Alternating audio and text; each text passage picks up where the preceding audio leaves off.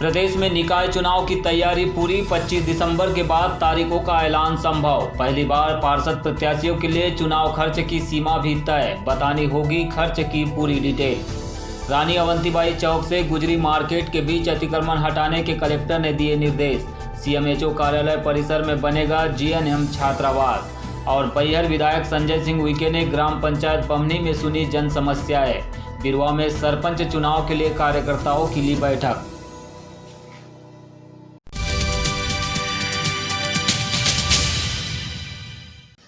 मध्य प्रदेश में चुनाव आयोग ने निकाय चुनाव की तैयारी पूरी कर ली है। प्रदेश के 344 निकायों में वोटिंग 2 चरणों में होगी। आयोग 25 दिसंबर के बाद चुनाव की तारीखों का ऐलान कर सकता है। हालांकि विधानसभा के शीतकालीन सत्र को ध्यान में रखते हुए जनवरी के पहले सप्ताह तक इसे टाला भी जा सकता है।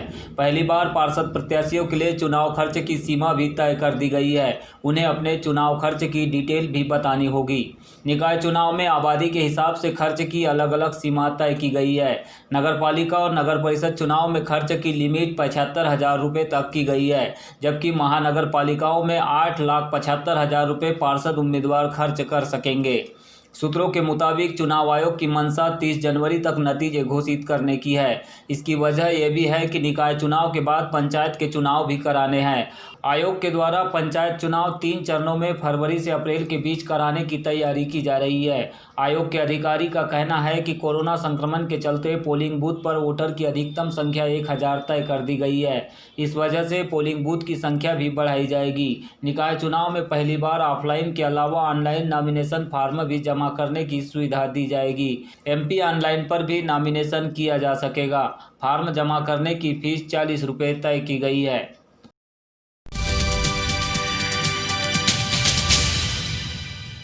बैहर विधायक संजय सिंह उइके का जनसंपर्क अभियान लगातार विधानसभा क्षेत्र में जारी है। इस दौरान वे गांवों में पहुंचकर जनता की समस्याओं को सुनने के बाद उसका निराकरण भी कर रहे हैं। बुधवार को विधायक ने ग्राम पंचायत बमनी के पंचायत भवन में जन समस्याएं सुनी। जहां रोजगार समस्या, सड़क समस्या, वन भूमि के पट्टों की समस्या और स्वास्थ्य केंद्रों में डॉक्टरों के नहीं पहुंचने वाली समस्याओं पर लोगों ने शिकायत की। इस पर विधायक ने संबंधित विभागों के अधिकारी और कर्मचारियों से चर्चा कर जनता से जुड़ी इन समस्याओं के निराकरण की पहल की है। इसी तरह ग्राम पंचायत बिरवा में कार्यकर्ताओं के साथ पंचायत चुनाव की रूपरेखा और उसकी तैयारियों पर बैठक ली। इस दौरान क्षेत्र में कांग्रेस समर्थित उम्मीदवारों को अधिक से अधिक मतों से जिताने पर जोर देते हुए विधायक ने पार्टी संगठन को भी मजबूत करने के विचार रखे। उस पैसा को बढ़ाना है तो मतलब रोजगार भी अपनी आपके घर में जो भी कमा रहे हैं उसके थोड़ा सा आय हो सके आप लोगों की तरफ से। क्या करोगे दोस्तों बताओ। बहुत सारे कोई ऐसा काम बताओ जो समय के माध्यम से कर सकते हैं आप लोग। सिलाई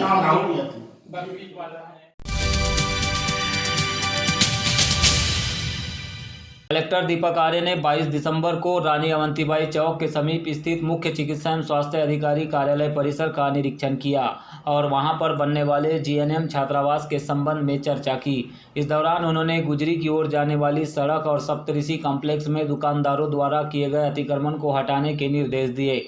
निरीक्षण के दौरान मध्य प्रदेश हाउसिंग बोर्ड के कार्यपालन यंत्री LR कुसरे, मुख्य चिकित्सा एवं स्वास्थ्य अधिकारी डॉक्टर मनोज पांडे, तहसीलदार रामबाबू देवांगन, मुख्य नगर पालिका अधिकारी सतीश मटसेनिया एवं अन्य अधिकारी भी उपस्थित रहे।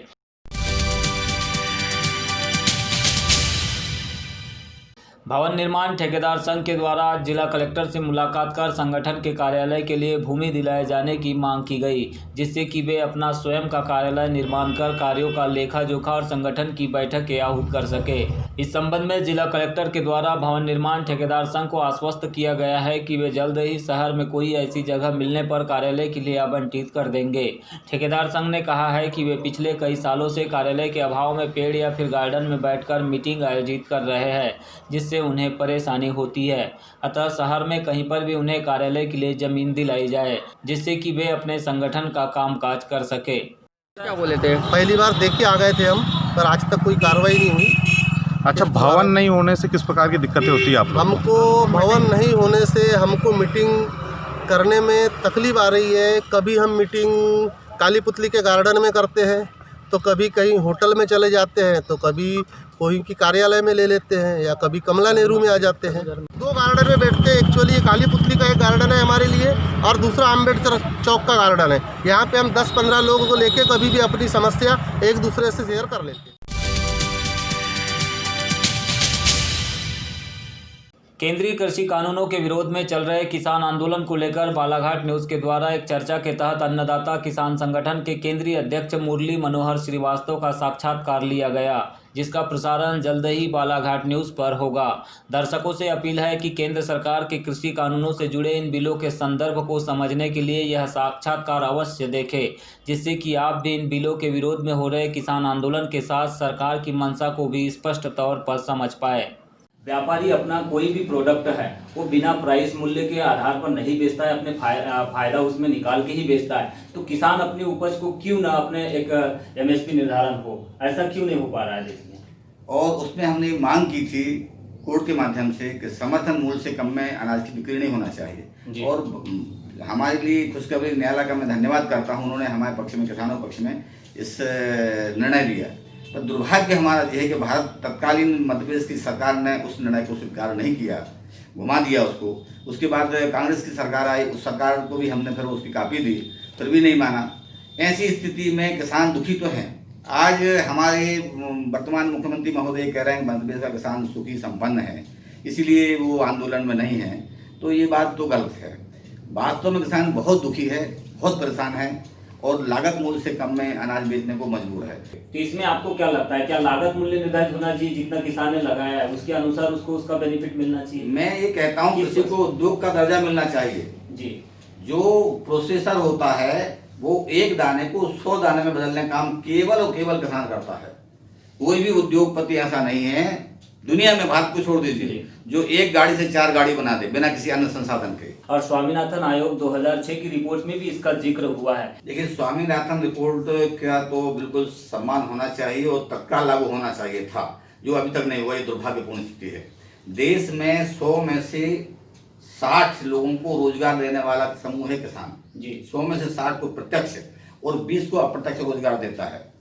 आपका कपड़ा तब बनेगा जब हम कपास पैदा करेंगे। क्या आपको लगता है कृषि पर भी मतलब टैक्स लगना चाहिए? बिल्कुल टैक्स लगना चाहिए।